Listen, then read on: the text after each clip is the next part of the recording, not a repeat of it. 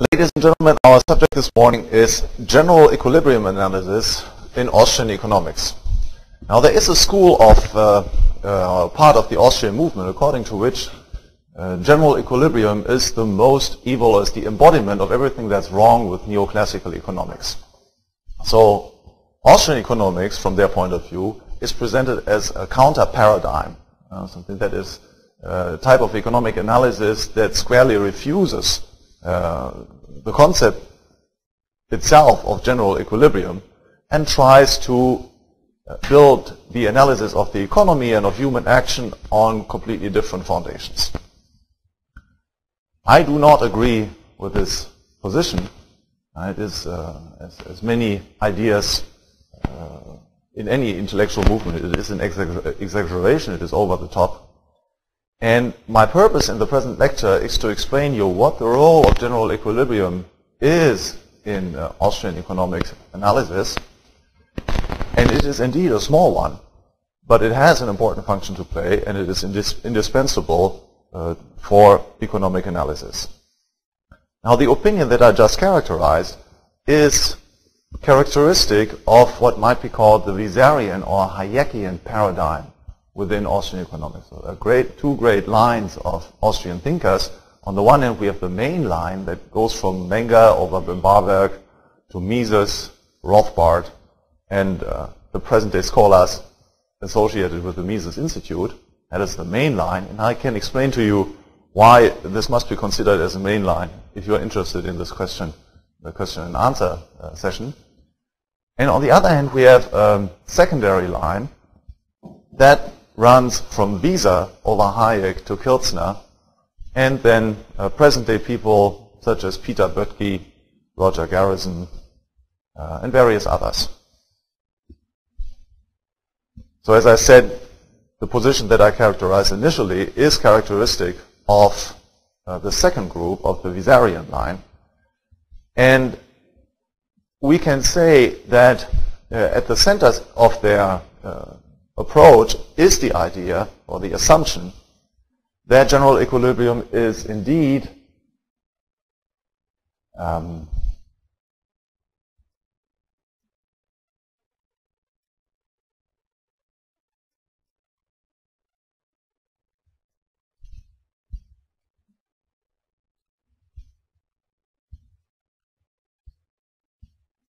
I forgot to introduce a third group.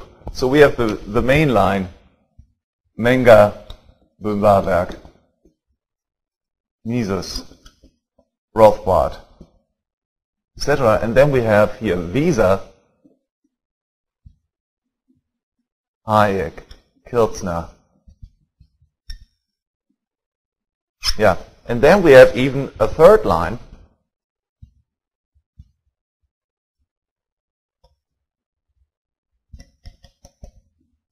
for which is characteristic the name of Ludwig Lachmann.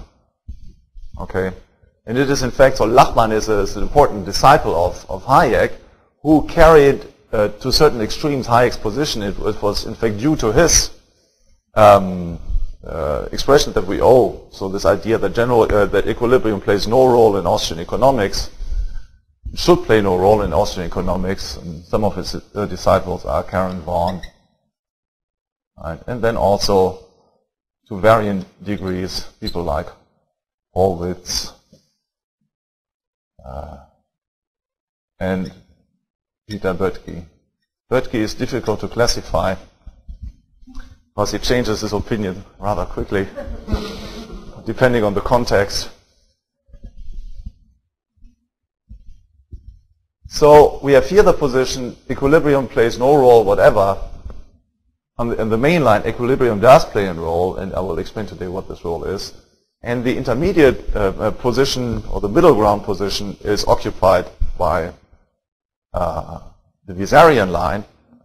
And according to this line, equilibrium is needed indeed, but it plays a much bigger role than in the main line. And so this group here is closer to the neoclassical paradigm than any of the two other groups. Right, so here we have equilibrium plays a role in economic analysis, but a rather small one. This group says equilibrium does not play a role at all. We need to completely dispense with this. And this group is an intermediate, occupies an intermediate position between the mainline and the neoclassics, for whom equilibrium, at least until the 1980s and early 1990s, has been the center stage of economic analysis. Okay, so before we can move on, I will have to define general equilibrium. And the easiest way to define it is if we start from individual human action, right? Well, it's a general rule in economic analysis. It's called methodological individualism. Right? It's a precept or rule that says all concepts that we use should be boiled down to should be conceivably boiled down to individual human action, because only individuals act. So if we cannot tie up this concept with individual action, well, then we are in the danger of engaging in metaphysical speculation. And it's not, there's no empirical foundation. So how can we give a foundation in individual action to the concept of equilibrium? Well, we first need to start with the notion that human beings do make choices, right? Make choices. And these choices have for the individual different importance. Right? It doesn't. The point of making choices is not just decision making. Right? Decision making is a term that emerged in the 1950s, and conveyed the notion that what really was important about positions of leadership was the decisions are being made. Right? It's just anybody can do this, kind of an outflow of the egalitarian social philosophy. Right, and decisions need to be made because anybody can make decisions. If person A makes decisions slightly different from the decisions made by person B, well, it does not matter. But as we all know from personal experience, choices do matter. Right? It's not unimportant which choices we make, so they have different importance, or as the Austrian economists would say, they have different value. That's ultimately what we mean by value. Namely the relative importance of a choice alternative as compared to the other alternatives that we could also have chosen. So it is not unimportant which things we do choose. Confronted then to certain choice alternatives in any situation, we can make good choices and we can make bad choices. Now ex ante, that is at the point of time when we do make our choice, we always believe that we choose the most important alternative. Right? It's an analytical proposition. It cannot be otherwise. If we did not believe this, well, we would make the other choice. So it's a necessary proposition. It's necessarily true that at the moment of choice, we do choose what we believe to be the most important thing. But of course, there's the possibility of error.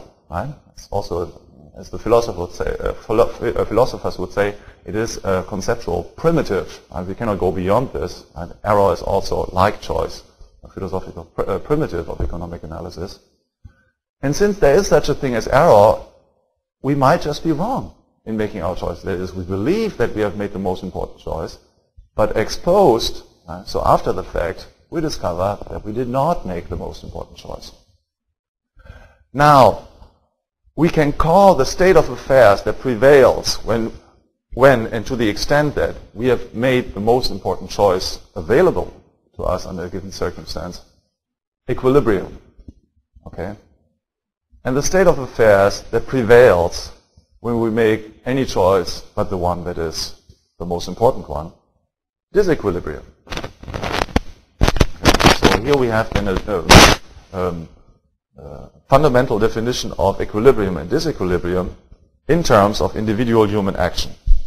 Now, how does this apply to the market?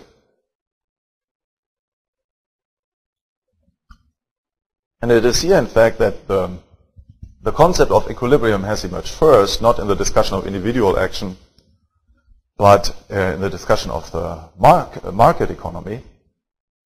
And in the case of the market economy, we would say that an entrepreneur, of course, can make good choices and bad choices to the extent that he invests his resources in the most profitable available ventures. Right? So to the extent that he chooses to invest his money in the most profitable venture, we say that he's in equilibrium. And to the extent that he fails to do this, that he chooses forms of investment that are less important or less profitable than the most profitable venture, he is in disequilibrium.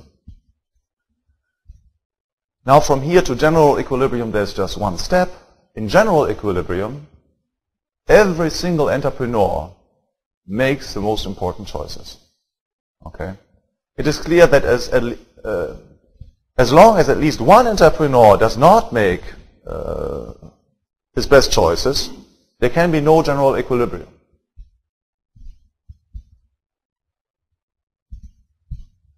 Why? Well, because he leaves open a profit opportunity.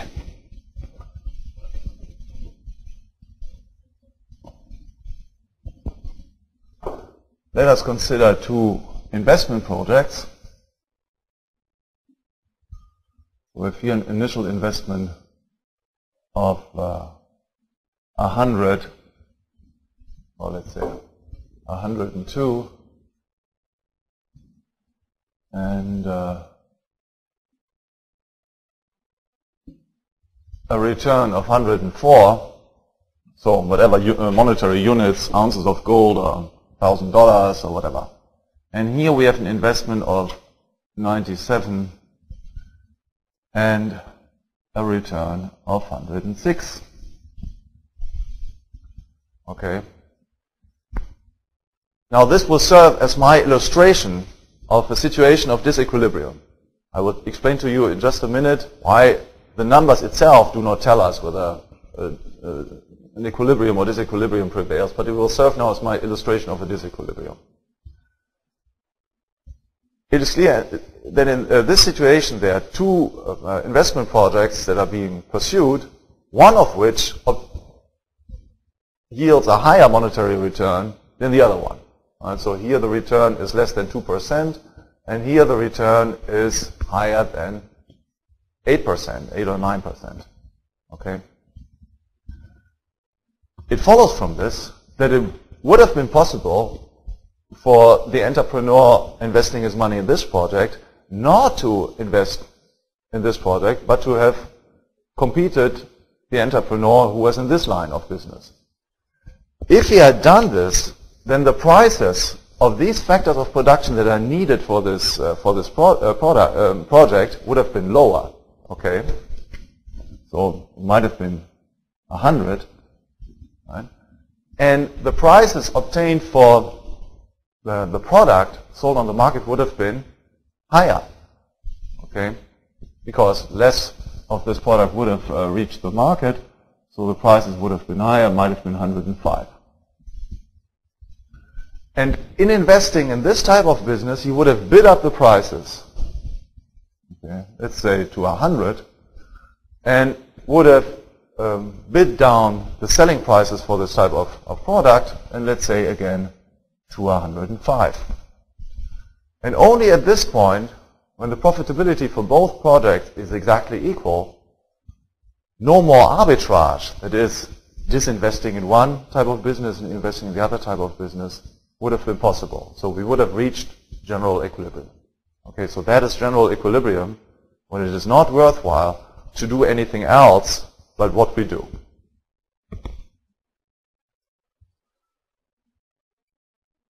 Now,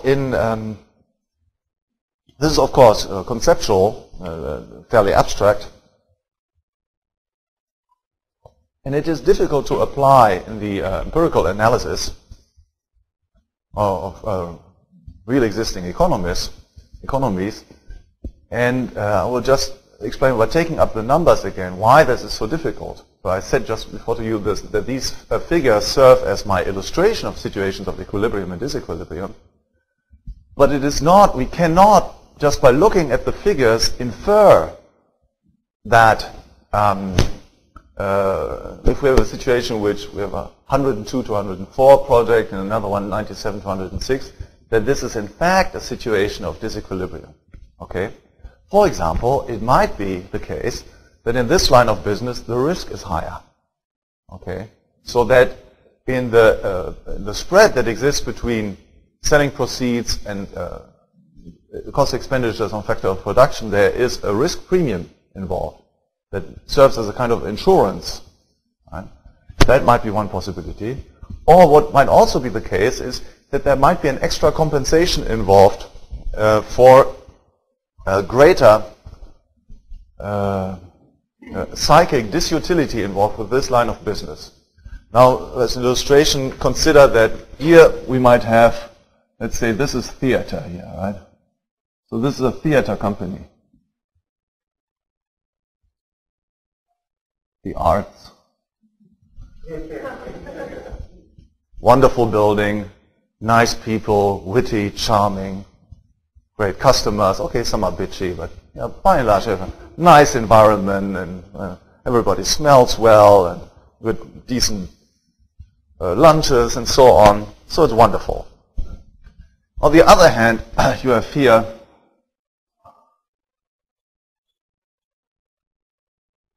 a steel mill. Okay. Stinky workers all day long, rough talk,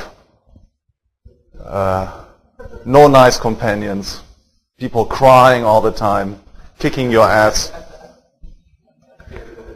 Now, instead, to work in such an environment might be much less enticing than to work in this environment. As a consequence, you would enter this line of business only if it's really worth the while. Right? So you would ask a higher return for this type of business as a compensation for the loss of psychic revenue that goes in hand with this type of business as compared to this one. Okay? So the figures themselves, and there might also be another problem involved. Consider, for example, the case of legal barriers that prevent people from going into this line of business. Right? To the extent that it's impossible to compete this entrepreneur, then it might very well be the case that we have a situation of general equilibrium with these figures, 102 to 104 and 97 to 106. So we need to be very careful. Just looking at the numbers doesn't give us immediately the conclusion. It doesn't give us the right assessment whether we have general equilibrium or not. Right? Economics is not about number crunching. Applied economic analysis is about meaning and intentions, identification of alternatives, and so on. Okay, but we will stay on the conceptual abstract level and then discuss, so what's the meaning of general equilibrium? What use do we make of this concept in economic analysis?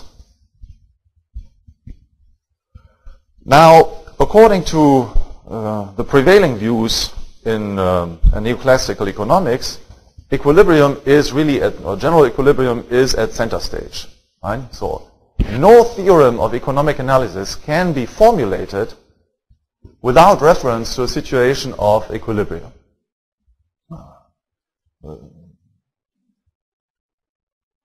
So the view that prevails is that if we want to analyze the impact of any action or any government policy on the economy, we engage in what is called comparative statics. That is, we first analyze the equilibrium situation of the economy before the impact of the factor under consideration, and then analyze the equilibrium state of the economy after the action has taken place. Right? For example, the government increases the money supply, right? So we have an equilibrium state of the economy defined by a certain price level before the action. Then comes the action increase of the money supply, and we have a new equilibrium state defined, among other things, by a different price level. And so we compare these two equilibrium states. And so it goes for any other action, for any other for the analysis of any other factor. We always need to make reference to equilibrium stages. So how did this idea get into Austrian economics? It got into Austrian economics through Wieser, whom I mentioned before. And Wieser was in fact an intellectual scion, not only of Karl Mengers, but at least to the same extent of William Stanley Jevons. Right? So the English economist, mathematical economist, who had a distinctly different analysis of the relationship between utility and prices. And Mises' views were formative for the entire fourth generation of Austrian economists. Right? So for Hayek, Morgenstern, Habermas, Machluk, and others. Right? So from Mises, because they had to take Mises classes, they were not in Mises classes. Mises had a little course, little seminar that he could teach, but the main course of instruction, economics, theoretical economics, was taught by Mises. So Mises was, of course, a few years older than Mises, right? Almost 30 years older, was a very imposing figure. And so, I mean, that's about the difference in authority between, how can we translate this today? Let's say between Professor Hoppe and Bob Murphy, okay? And so Bob Murphy might be witty and everything, and have strokes of genius and so on, but still, right, if you see the gray hair of Hoppe next to him, imposing figure, and he looks at you, right? Yeah, so then you tend to be more impressed by Hoppe, right? So it's these psychological factors that come into play, and that played also at the time. If you ever come across a volume of pictures of Austrian economics, look at this. I mean, Mises was really a towering, imposing, physical figure.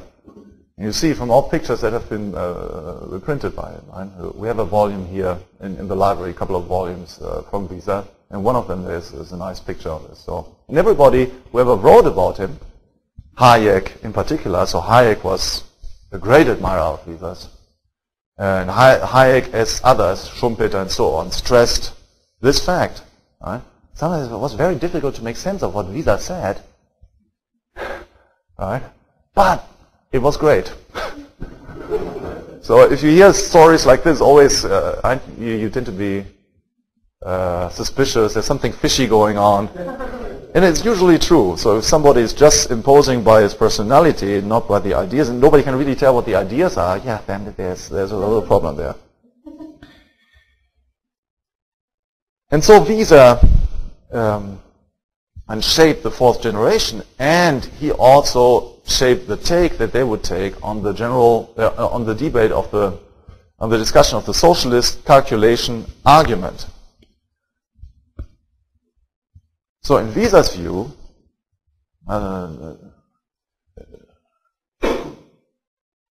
then not only we do need to make reference to general equilibrium, but so that is the second element that came from Mises.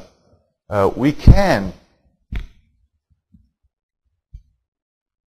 determine the value of factors of production in terms of the value of products. Okay, so we do not have to go via prices, as in the case of Mises, right? Mises stressed that we can perform economic calculation only in terms of money prices. Okay. From Mises' point of view, well, money price is true, we do calculate in money prices, but that's just one way of calculating. There are various other ways in which we could possibly calculate, because money prices ultimately are just one expression, one reflection, one representation of underlying values. So for Mises, ultimately value and price were the same thing, was not originally with him. For example, you find the same view in Kant, for example, and other previous thinkers. So Immanuel Kant, the philosopher, right, that price does somehow reflect values. And in fact, it's part of our language, in the German language as in the English language. The word value signifies two things. On the one hand, it signifies subjective value, and on the other hand, it signifies market value or price. Right? And this ambiguity of the language is source of ample confusions, I can only tell you, which are also related to the socialist calculation debate. So for Mises then, the way Mises set up the argument was not very convincing. Right? That it might be a major problem of socialist economists that they could not calculate. And we say, well, wait a minute, we have value. Okay? So, and as a consequence, his young disciples, Hayek among them, did not find Mises' argument entirely persuasive. I mean, of course, it had an impact on them, but it was difficult, if not impossible, to square with Mises' view on the possibility of value calculation. Okay? So in here then, we have the root of the development of the Hayekian, or could probably today be called the Hayekian-Kirchnerian paradigm. Hayek was not convinced by Mises' take on the socialist calculation problem, and so he sought to reformulate it. It was not sufficient just to insist that socialists were incapable of calculating, because they could do it in terms of value. So what was the problem? Hayek was in particular impressed by some of the answers given by the socialists to Mises' challenge. So there were the market socialists who said, well, we could use the system of equations given to us by mathematical general equilibrium analysis, which had been developed by the French-Swiss economist Léon Walras, and then developed and applied to the case of socialist calculation by an Italian economist by the name of Baroni. Right? So he was impressed by this. Okay, he said, okay. So he believed that calculation could take place in terms of value. Walras had developed an approach that delivered the possibility of a quantitative determination of the value of factors of production through a system of general of equations. Right? So you just need to have the input, the right input, values for factors of for products, and then ultimately you could determine the value of all factors of production. And Baroni had shown how this could apply to the management of a socialist economy. So in Hayek still sensed that Mises had a point. So but what was then the problem? He believed that value calculation was possible. He believed that this was valid too. And he called this what Walras had developed the pure logic of choice.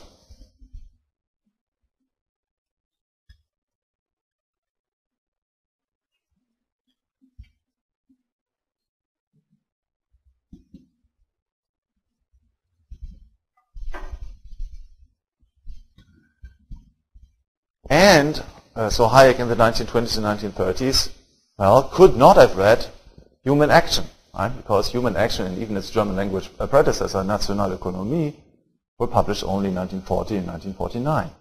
So he could not know what Mises might mean by general economic theory. For Hayek, the embodiment of a present day of modern economic analysis was the general equilibrium approach by Walras and Pareto. So that was up-to-date economics. And it seemed to imply that a socialist economy could run after all. So what was the problem? So the problem that Hayek then identified was that there is a great difficulty in finding the right input, okay, for the system of equations. So this is purely conceptual. What Walras, Pareto, and Baroni had done is on a completely conceptual level, they had shown how in principle, how the algorithm was. We have first the system of equations, and then we need to find the right input, and so we plug in all the numbers, and we get the result. We can manage the society. Then here Hayek said, okay, here we have the problem. The problem is to determine the right input. How do we know the figures that we need to plug into the system of equations? Right? So the pure logic of choice, economic theory, pure economic theory, is of no avail to manage a society or to manage an economy unless we give it a routing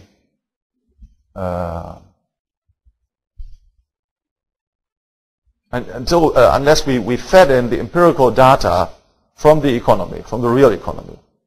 Now Hayek said there are two ways to do this.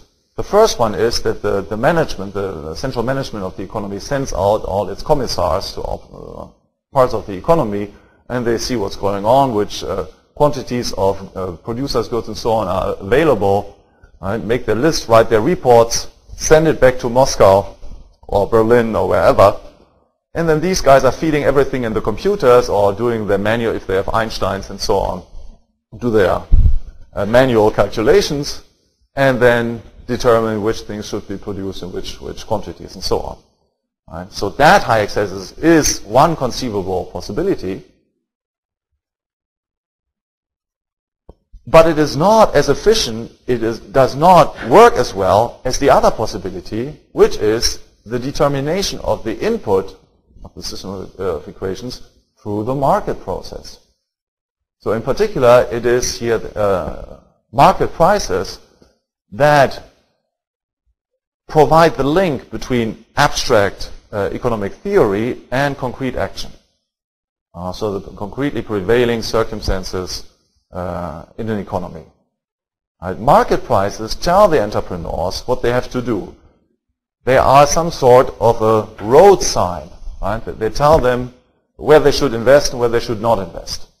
So these views too had been developed, or expressed at least, both by Mises and by another Austrian economist by the name of Otto Conrad, who in 1933 wrote a book on the theory of the market economy, in which he presented the price system or market prices as road signs. Right? So it's like here, this direction, Paris, 30 miles, this direction, Moscow, 500, and so on. And so market prices are road signs that inform the entrepreneurs about where they are and what they should do, or what they have to do in order to get to a certain place. So Hayek developed this further. He presented this, his approach first in an essay in 1936, so it was a lecture, 1936 lecture on economics and knowledge. Right? So he said, well, so the pure logic of choice, by which he meant all of economic theory. So it was not just one economic theory, it was the best of it. It was economic theory at its best, most modern state, most modern formulation. Pure economic theory is of no avail for the analysis of the economy, right, for the empirical analysis of the economy. We need to have an additional element. We need to feed in the concrete numbers. And this can come only, or this can come most efficiently through the market prices. Right? So we have the 1936 article that raises this problem. And then we have an equally famous 1945 article, The Use of Knowledge in Society, in which he explained the mechanism in greater detail, right? Saying so that prices, market prices, are embodiments of knowledge, right? They inform us about the particular circumstances of time and place, and they help to communicate this information from one end to the economy of the economy to the other end. And thus market prices are a communication device that is much quicker, much faster than any reporting system within a centrally planned economy could be. And that was Hayek's case against socialism. Okay. Now, you have certainly read at various places about the political significance of this. Let's say a conceptual difference between Hayek's approach and Mises' approach. These differences have been highlighted by Professor Salerno, Hoppe, and myself, and others, in what is today called the dehomogenization debate. Right? So the dehomogenization of Mises and Hayek at the beginning of the 1990s, that prevailed the view that Mises and Hayek were by and large on the same side on all issues of economic analysis. Right? And so it was, you could just as well just read Hayek without taking care of Mises, or just read Mises and Hayek would think the same thing, and so on. And so Salerno and others showed that this view was not tenable, right? So that there are important analytical differences between Mises and Hayek, and this is one of them. Now it's important to see, and that's one thing for you to notice today, that these differences do not merely concern the socialist calculation debate, do not merely concern the socialist calculation argument. Right? They are of much wider significance because they concern the very meaning of economic theory. if Hayek is right, then there is no such thing as a priori economic theory. Yes? There is no economic theory that helps us to describe a priori economic analysis. Right? The only way we can make propositions about the real economy is by always tying up what we say about the economy with the help of our theories, by feeding in some empirical data that we get through observation and so on. Okay, so that's the significance. And it also then explains why Hayek could not accept Mises' methodological views and epistemological views, namely that economics is an a priori science. He said, no, that's not true. Economics is just a system of hypotheses. Right? In order to apply them, in order to give them empirical meaning, we need to bring in observed data and so on. So that's, Hayek is here essentially on the same board as the mainstream economists today. Now, very quickly, how much time do I have? 20 minutes, right? Okay. So very quickly, a few points of criticism just to highlight why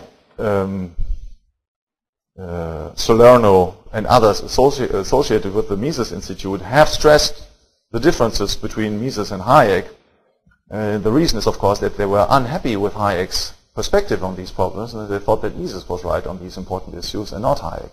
So what's wrong with Hayek's view on market prices embodying and communicating knowledge? Well, what's wrong about this is, first of all, that a price per se does not give us any information about the physical circumstances of time and place in which it emerged. Right? If you have a tomato price of $1 per tomato, well, this price could emerge in an infinity of circumstances. Right? It could emerge in Siberia in 1910. It could emerge right now in the United States. The sun can shine or it can rain, and right, there might be all Germans around, or Argentinians and Peruvians and so on. Right? So I mean, the price itself does not tell us anything about the physical environment in which it has emerged. And then, so if we say that the price somehow reflects or represents this environment, we can speak of this only in a very metaphorical way. Right? More importantly, these prices, so if we assume for the sake of argument that prices would or did inform us about the circumstances of time and place, then we would have to say that this information concerns only these past circumstances in which the price emerged. But what we do need for entrepreneurial action, what the entrepreneur needs to know, is, well, what will the future conditions be? Right? It's not interesting, really interesting for him, well, to know what are the circumstances that prevailed 1 hour or 1 day or 1 week, 1 month ago when this price under consideration emerged. What he needs to know, what he needs to guess, right, in order to act successfully to reap a profit, is to anticipate the conditions that will prevail in the future. And so prices that we can have any knowledge of, so existing prices, necessarily then reflect only the conditions that prevailed in the past. So whatever their use may be, and certainly they do have a use, they are important for entrepreneurial action, they are not the whole story. Right? So it's not sufficient. Entrepreneurs cannot just look at prices and then make decisions. Right? If they look at prices, well, there's necessarily an additional ingredient that comes into play. They need to make their mind up about the significance of this price for future conditions. Okay? So there's necessarily another element that comes into play, and this element can be summarized under the notion of judgment, entrepreneurial judgment. Right? So it's not something that has not got to do anything with information. It's got something to do with the subjectivity of the entrepreneur and his capacity to anticipate future states of affairs. Something that cannot be derived from past information. If this were the case, right, then anybody could be a great entrepreneur. You just go to business school, learn this, how to derive the anticipation of the future from past events, and everyone will be a millionaire. Yeah, we'll talk about this later. And so another third criticism that needs to be expressed here is that very often it is not prices that inform entrepreneurs about the actions that they need to do, but prices merely reflect information gained on other grounds. Information is completely different from information conveyed by prices. My standard example here is conditions on the oil market, gas market. So imagine we have another Gulf War. Okay, the war breaks out. What does this imply for petroleum prices, for gas prices? Well, they will go up. Okay, how does this work? We first need to have a shortage of petroleum supply, right, because there's less production in Saudi Arabia and so on, and then the prices will, wholesale prices of petroleum will increase, and then finally prices will increase at the gas station. No, that's not what's going to happen. Right? Rather, immediately, as soon as they do not even need to start the war, they just need to talk about the war. Right? They just need to talk about the war, and then prices will go up in anticipation of the implication of this event. Right? So which shows that entrepreneurial action is fed. So the most important input for entrepreneurial action does not come through prices. It comes in many, possibly in most cases, not through prices, but through information about physical events, or physical social events. And prices merely reflect this, this information in turn. So entrepreneurs first have this information that comes from other sources, and then they go on the market and buy and sell, and the prices therefore then reflect this information gained on other grounds. It's not through the prices that we come to be informed about these other events. Kirchner then, so this is Hayek's view, and the criticism of Hayek's views, and they are, for the reasons that I've just stated, they are unsatisfactory. Now what Kirchner has done is to make Hayek's analysis dynamic. For Hayek, just as I've pointed out before, Hayek still believes that we do need general equilibrium in economic analysis. Okay, we do need it. It is for Hayek the ideal state to which the economy should tend in order to be really efficient. Okay, and so the only question is, how do we get there most efficiently?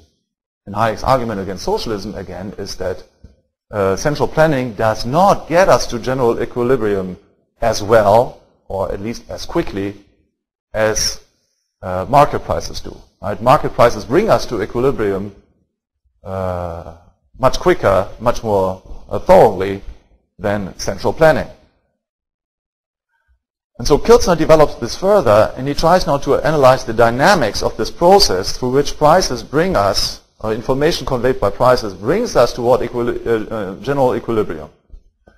And what he has proposed is could be called a market mosquito theory of entrepreneurship. Okay. What Kirchner says essentially is that if you have a spread between buying prices and selling prices, then this spread attracts entrepreneurs. Okay. So the entrepreneurs are then like mosquitoes. Mosquitoes, they're drawn by the light. So and the entrepreneurs, they're like market mosquitoes, right? They see the price spread and they jump into this. They cannot, so there's a kind of determinism here, let's say. So, and here, of course, we have already a first problem, that it's a determinist theory, right? It's somehow not human action that prevails, or they're not human beings that make choices, but there are circumstances that attract human beings. Right? So they exercise a power of attraction and solicit entrepreneurial action. But most fundamentally, Kirchner's theory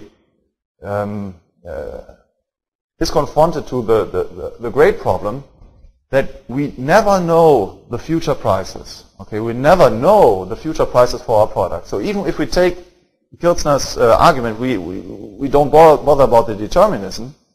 We just say, okay, we accept this, that entrepreneurs are in fact attracted by profit opportunities, then we still have the stark fact that we do not know future prices. And all that we know in the best of all cases are present prices, or the present prices for factors of production, or more correctly, the prices for the factors of production that have obtained in the immediate past. Okay? So all that our entrepreneur knows at best is this price here. And since he does not know this price, he cannot be attracted to it. Impossible. Right? So he can be attracted to it only if he makes a certain judgment that the price will be so and so. Okay? But of course the judgment can be wrong. Right? The judgment can be wrong.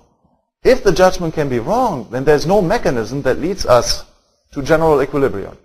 That's the fundamental problem, ladies and gentlemen, of Kiltzner's theory of entrepreneurship. Whatever its merits may be, it does not explain how the market tends to equilibrate. Right? So he does not explain how the market reaches general equilibrium. And because there's a fundamental fact that of deficient knowledge about, or absolute lacking knowledge about the future,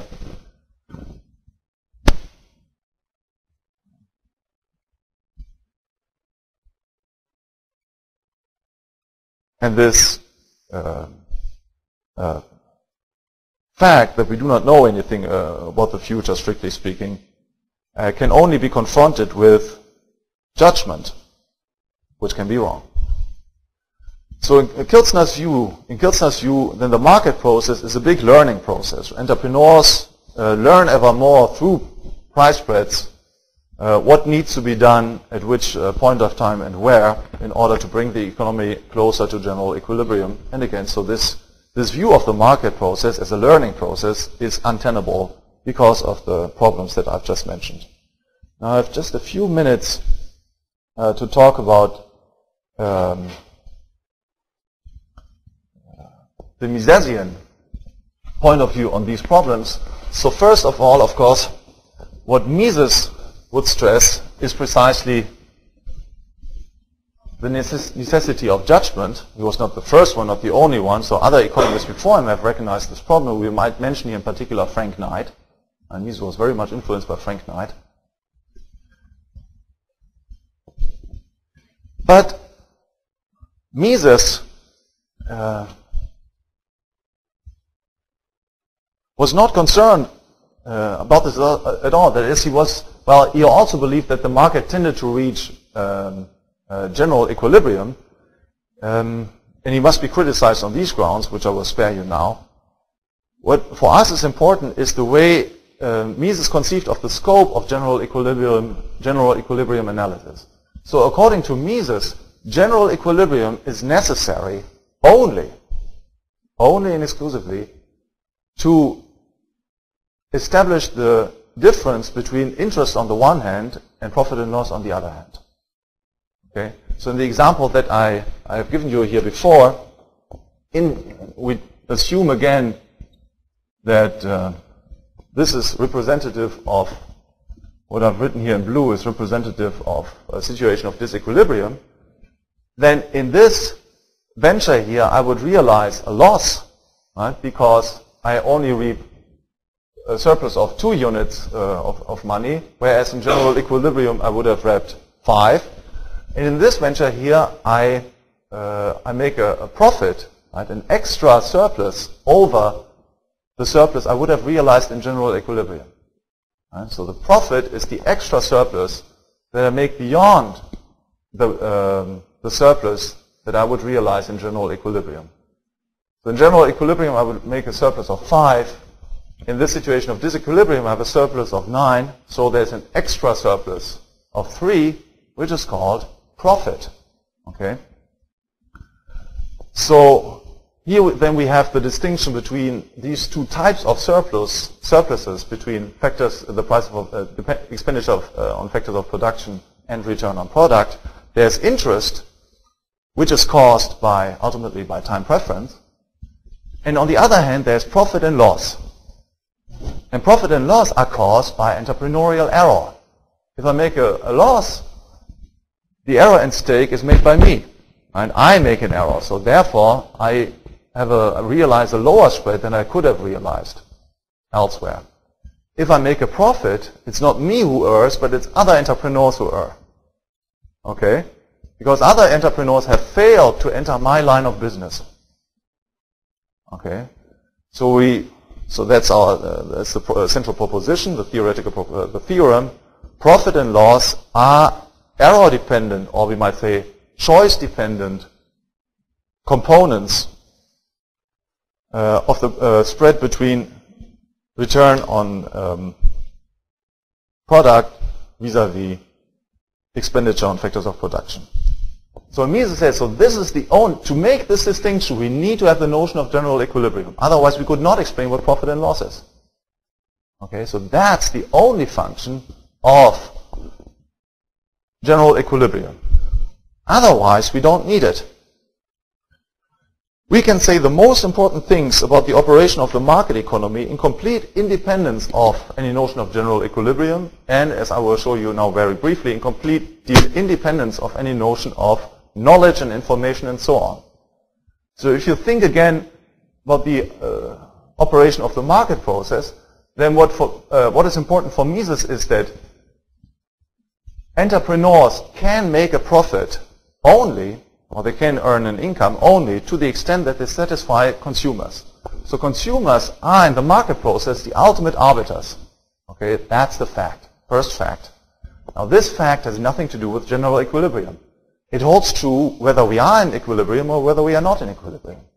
Both in equilibrium and disequilibrium, it's the choices of consumers that determine the success of entrepreneurs. Second proposition. It follows that entrepreneurs orient all their activities and orient all their choices toward the satisfaction of consumers. That is, it's not only these sales here that are decided in the light of consumer preferences, but it's also these choices here that if entrepreneurs buy factors of production, if they pay prices for factors of production, they do this in light of what they expect consumers to pay for their prices. Okay? So it follows that not only the prices for products, but the prices for all factors of production, for every single factor of production, is ultimately determined by consumer valuations. Okay? By the readiness of consumers to spend on the ultimate product.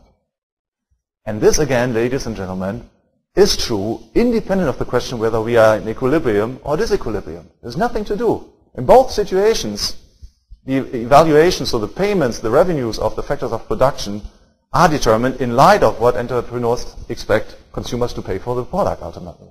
And it has nothing to do with knowledge either. So, and then we have a selection of the most important projects, investment projects, only those projects that promise to make the highest to yield the highest return are realized. Right? This too holds true independent of the question whether we are in equilibrium or not. We have a selection of allocation of resources that are invested in those projects that promise to be where they promise to produce the highest monetary return. And again, this holds true both in equilibrium and disequilibrium. So from the Misesian point of view, then we have a market process that is not a learning process. The market process is essentially a selection process. Right? A selection process that, in the course of which only those projects of the infinity of imaginable projects come to be realized that promise to make the greatest contribution to consumer satisfaction. So this was it. So here we have then an example of how economic theory, pure economic theory, can be a priori. Right? So we make an a priori proposition, like for example the proposition in a market exchange, both parties profit. Right? We exchange an apple and a pear. I sell my pear. Well, that means I expect to profit. That means that I value the apple higher than the pear, and the owner of the apple values the pear higher than the apple. That's an a priori proposition about the real world, the real operation of the market, which holds true irrespective of anything that we know empirically about prices, is the circumstances that prevail. And so here again, everything that I just said about the operation of the market process, that it's a selection process geared toward the satisfaction of consumer spending, consumer preferences and so on, holds true irrespective of the prevailing circumstances of time and place. Right? It says something about the structural feature of the operation of the market process. So economic theory has something to say, maybe not about the, it does not inform us about which precise prices will be paid, of course, right? But it says something about the relationships that obtain in a market economy and about the structural feature of the operation of this market process. So that's something that economic theory informs us about, and it does not need to be fed with empirical data. It does not need to be fed with information that we gather through observation and other empirical methods. Right? So there is such a thing as a priori economic theory, and this a priori economic theory does not depend on the use of the general equilibrium concept. Rather, general equilibrium is a device that we use only for the very narrow task of distinguishing between profit, loss, and interest. That was it. We have maybe time for one or two questions. Yeah. Can you further explain how high theory and social methods versus the necessities of life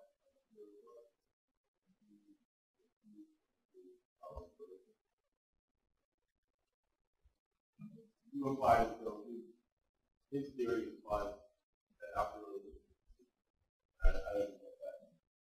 Well, he says it himself. Right? So that, I say, his view is that there is no such thing as a priori theory in the sense Mises understood it. That is a system of synthetic a priori propositions that are a priori and do apply immediately to the real world. So Hayek did not believe this. He just believed, so for him, again, right, the state of the art was Walrasian general equilibrium analysis. Okay, that was the pure logic of choice. It's also formulated by Visa. And this theory, and it's true, this theory does not apply directly to the economy. We cannot infer anything for real existing economies from this.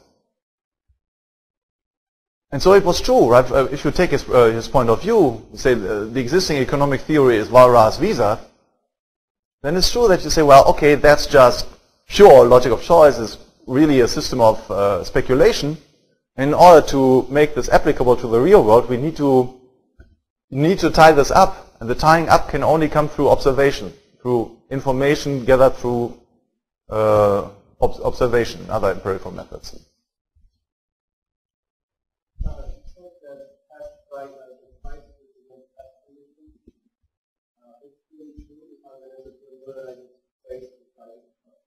Mm-hmm.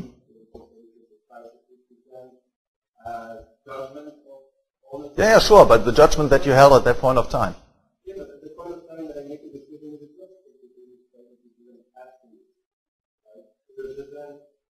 judgment of other. Yeah, okay, so that, yeah, sure, that's true, but I would say still, right, so it reflects the judgment existing at that point of time.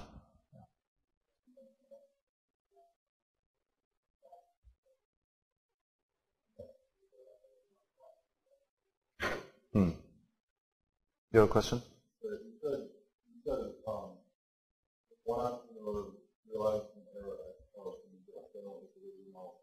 Mm-hmm. Could it be possible that the expensive estimates take on this appropriately apply to expensive general model? Oh yeah, well, sure. I mean, sure. This we can say a priori, right? Depending on how big the error is, there will be a corresponding deviation from a situation of general equilibrium. The problem is that we cannot know how big this deviation is, right? And of course, through their error, they transform the prevailing conditions that will determine future general equilibrium. Right? So I mean, if you wish, human history is a succession of errors. Right? As the historians sometimes say, one damn thing after another. Right? That's history. But of course, each error creates the conditions based on which we must act. So we do not have this ideal of general equilibrium that remains constant through time, right? So the general equilibrium conditions do not remain constant through time, physical conditions. Right?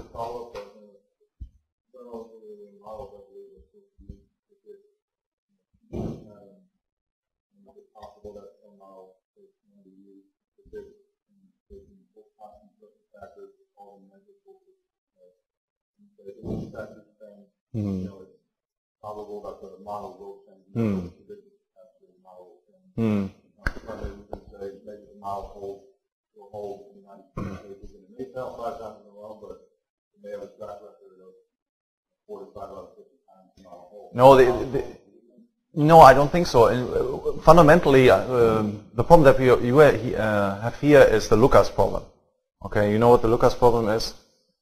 Okay, so the Chicago economist Lucas pointed out that if you want to apply theories validated through econometric studies in policy, you change, so to say, the conditions for the market participants. As soon as they get to know about these policies, they will change their behavior. The model itself will, so to say, affect the behavior of the market participants, and thus it will bring about its own refutation. But if you have the model, consumers must anticipate the general equilibrium model. Yeah, but then they would have to anticipate what in the future they will anticipate, and so on. But it is possible that they anticipate in this model and they change another model. I don't know what I do about this. Yeah.